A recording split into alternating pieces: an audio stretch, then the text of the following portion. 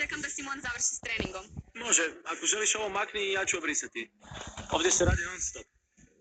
Da, Simon je cijelo vrijeme na 100 strana. Vi ste već dugo prijatelji? Ne, poznajem ga od kako je došao iz Meksika, ali full smo si dobri.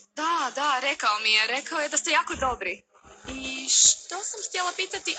Luna je došla s njim iz Meksika? Ne, Luna je došla ranije. Aha, ranije.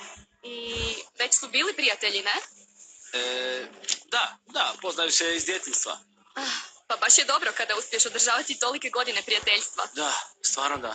Znaš li možda jesu li oni izlazili? Misliš kao, jesu li hodali? Da, Luna i Simon su si super, zabavno im je skupa.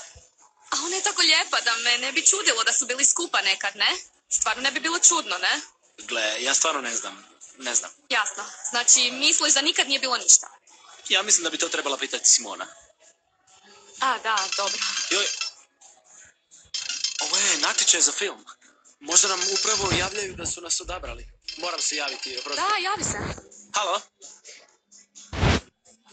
Da, ovdje niko. Molim? Eklipse? Ne poznajem ih.